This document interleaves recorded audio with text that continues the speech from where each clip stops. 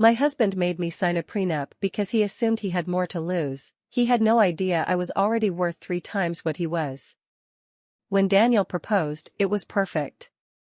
Beautiful ring, quiet restaurant, exactly the kind of moment I'd always pictured.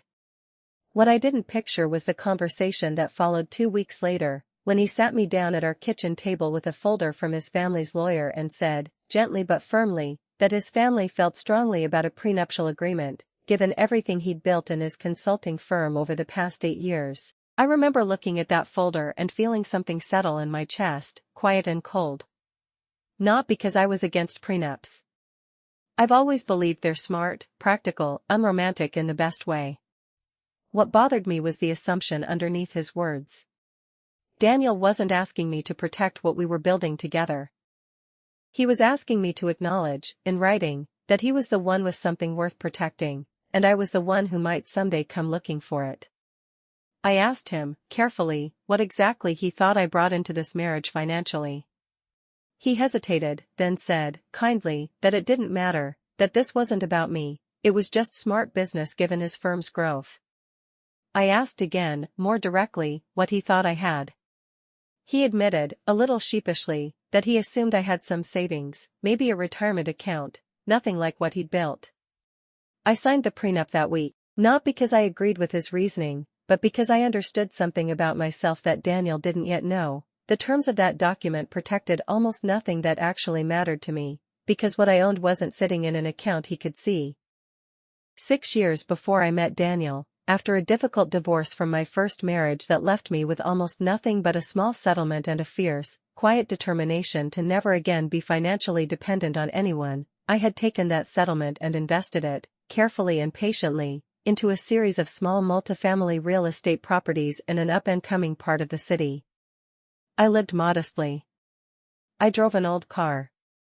I worked a normal marketing job during the day and spent every evening and weekend learning about property management, tenant law, and market timing. By the time I met Daniel, I owned 11 units across 4 properties, fully paid off, generating steady rental income one quietly reinvested, through a holding company with a name that meant nothing to anyone outside a small circle of accountants and property managers. Daniel knew I did some real estate stuff on the side. He genuinely believed it was a hobby, something I mentioned occasionally, the way people mention a pottery class. I let him believe that, not out of deception, but because our relationship had never been about impressing each other with numbers, and I didn't want it to start now, especially not under the shadow of a prenup his family had pushed him into requesting. The prenup, as his family's lawyer drafted it, protected Daniel's consulting firm and its future growth. It said nothing about real estate holdings I might bring into the marriage, because as far as Daniel and his lawyer knew, I didn't have any worth mentioning. I signed it, in full legal honesty, because everything it addressed was accurate. It simply didn't address everything that existed. 3 years into our marriage, Daniel's consulting firm hit a rough patch. A major client left, cash flow tightened, and for the first time in his career, he came home stressed in a way I'd never seen. One night, staring at spreadsheets at our kitchen table, he said, almost joking but not quite, that he wished he'd married someone with real assets instead of just love and good intentions. I want to be honest. That stung more than I expected it to, even coming from someone stressed and exhausted and not entirely thinking about what he was saying. So I told him, calmly, the way I'd told him everything else important in our marriage. I explained that I currently held 11 rental units, fully paid off, generating enough passive income on their own to cover our entire household expenses twice over, and that I'd been quietly considering, for the past year, expanding into a 12th property, a small commercial building 2 blocks from his own office. Daniel put his pen down. He asked me to repeat what I'd just said, the exact same way people always ask, certain they've misheard something that large. He hadn't misheard.